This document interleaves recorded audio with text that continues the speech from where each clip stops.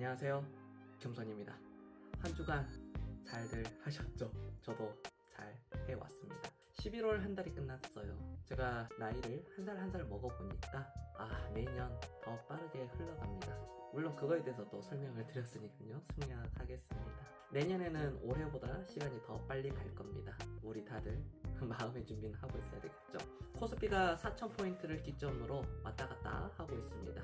이제 정부에서도 배당 소득세 관련 정책을 이제 내면서 여러 가지, 여러분들도 구독자분들이 좀 찾아보시면 아시겠지만요, 최고 세율 50억 이상에 대해서는 이제 30% 부과를 하고 2천만 원 이하에서는 14% 이렇게 분리과세를 하겠다라고 했었는데요. 저는 이제 반은 환영을 하고 반은 좀 아쉽다 아닌가요? 반은 아니고 한 10% 20%는 환영할 말이고 한 80% 70-80%는 좀 아쉽다라고 표현을 또 정확하게 하는 게 맞는 것 같습니다. 이제 왜 그런지 제가 이제 라이브 방송 그 1시간 넘어가는 방송에서도 자주 말씀을 드렸었고요. 정 안 되면 미국 따라서 세법을 이렇게 해가지고 하면은 좋았을 건데 정치인들이 다 모릅니다. 그거는 다 알 수가 없어요. 자기가 잘하는 분야가 다 있을 거고 이런 정책적인 것은 잘 모릅니다. 그러면은 각기 전문가, 그러니까 자기 돈으로 굴려서 경제적 자유를 얻거나 또는 이제 부자가 소위 말해서 된 사람들의 의견을 좀 들어보면은 굉장히 좀 이게 어려운 일이 아니거든요. 그렇게 복잡하게 할 필요 없이 그냥 심플하게 하면 되는 건데, 대주주 할증을 부자 감세라는 그 프레임을 씌우는 것 자체가 사실 잘못된 거라고 생각을 하는데요. 어쨌든 간에 저는 일괄적으로 최고의 세율을 매길 거라면은 똑같이 25%를 매겼어야 이게 저는 맞다라고, 공정한 가치라고 생각을 합니다. 25%도 높은 겁니다. 미국 같은 경우에는 굉장히 낮아요, 그것보다.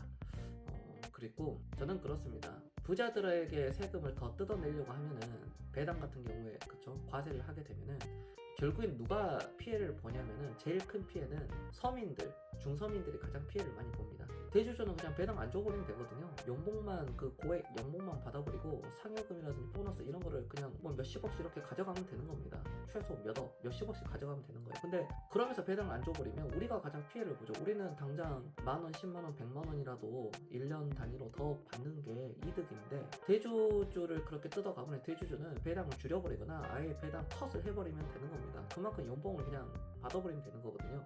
그걸 우리 그 동학개미들이 잘 알아가는 포인트예요. 물론 이게 부동산으로 또 비유를 하면은 굉장히 얘기가 길어질 수 있는데요. 부자들을 잡으려고 하면 할수록 중서민들이 힘들어지고 괴로워집니다. 그리고 부자들에게 고통을 준다고 해서 서민들인 그런 마음이 편할 수는 있는데요. 그걸 자기 자신을 더욱더 지옥으로 밀어넣는, 자기를 더 괴롭게 만드는 일입니다. 똑같이 투자한 만큼, 지분만큼 재벌이 예를 들어 배당이 100억이다 그러면은 우리는 10만원 더 많이 받으면 되는 겁니다. 그렇지 않은가요? 그쵸? 아니면 100만원 더 받을 수 있고, 투자한 만큼 똑같이 내가 어떤 A라는 기업이 배당을 7%를 준다. 그럼 7%씩 똑같이 세율 떼가지고 다 나눠주면은 대주주는 더욱더 많은 배당을 하려고 합니다. 그리고 기업의 가치를 올리려고 해요.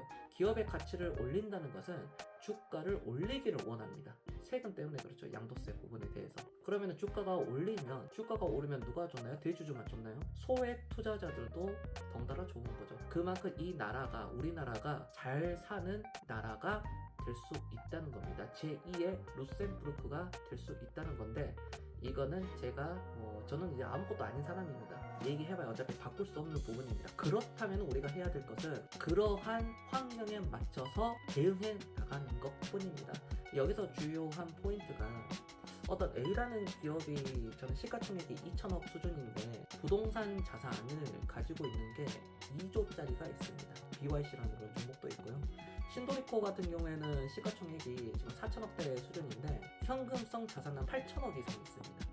지금 산다고 해도 신도리코 같은 경우에는 한 70% 80% 수익을 먹고 들어가는 거고, BYC 같은 경우에 내가 2천억대만 내면은 2조를 가져올 수 있는 그런 사업을 영위하고 있다는 겁니다. 이러한 종목의 투자를 우리가 5년 전, 10년 전에 투자를 해왔다면 지금 굉장한 개고생을 했을 거라고 생각을 해요. 생각해보면 굉장히 또 화가 나는데, 투자자로서 이러한 종목들이 올라오는 시기는 글쎄요, 누구도 알 수가 없습니다. 미국의 어떤 사례들을 보면은 1950년대부터 해가지고 1910년대, 20년대 대공황 뭐 이렇게 이어지면서도 역사를 공부해 보면은 늘 그 미국 시장도 그래 왔었거든요. 이러한 자산주라고 하는 종목들, 벤저민 그레이엄이 얘기하는 그런 감백공초 투자인 종목들이 우리나라에서는 엄청나게 많습니다. 이러한 종목들에 섣불리 투자하는 게 저는 그렇게 좋지는 않다. 단 포트폴리오에 일부라도 들어가 있으면 좋다. 그러나 포트폴리오에 그게 주력으로 들어가 있는 것은 글쎄요, 저라면 안 할 것 같아요. 배당 컷이 없다는 전제하에 잉여현금이 많고 또는 감액 배당을 하는 기업은 또 배당으로 이렇게 고배당으로 7% 8%대 나온다 그러면은 투자할 만한데, 그럼에도 불구하고 저는 기업의 성장, 그 성장의 이익을 보고 투자를 하는 게 저는 맞다라고 생각을 합니다. 이거는 투자의 어떤 성향의 문제이고 스타일의 문제인 것 같습니다.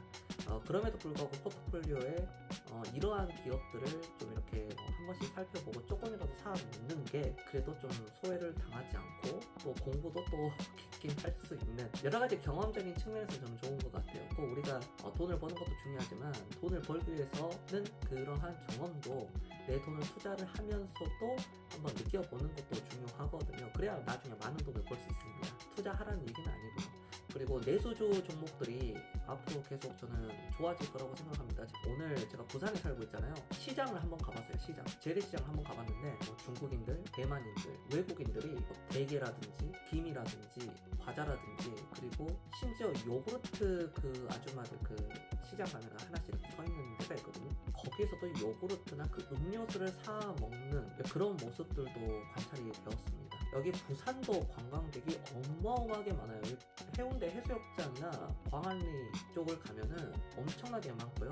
부산의 외곽 쪽을 가더라도 외국인들을 자주 볼 수가 있습니다. 이만큼 외국인들이 들어와서 내수시장에 소비가 이루어지고, 그렇다면은 특히 이제 중국과 일본 간의 그 싸움이 있고 일본 관광객들이 중국을 갔을 때 쓰는 그 1년의 돈이 13조라고 합니다. 그 13조면 이번에 민생회복 쿠폰으로 뿌린 그 돈보다 훨씬 좀 많은 돈이에요. 굉장한 이득을 취할 수 있습니다. 대한민국은요.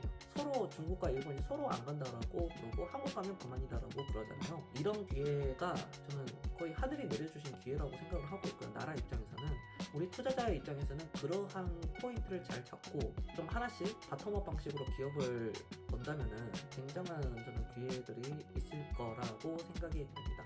물론 수출하는 종목들도 당연히 좋습니다. 오늘 영상 어떠셨나요? 아직도 시장은 강세장이고요. 강세장은 이제 시작되었습니다. 코스피 5천은 그렇게 어렵지 않을 거예요. 시간의 문제입니다. 자신감을 가지시고 단 무리하지 마시고 분산 투자하셔서 폭넓은 안전마진을 확보를 하고 현명한 투자자가 되시길 바랍니다. 잠깐만요. 부자는 천천히 되는 겁니다. 겸손이었습니다.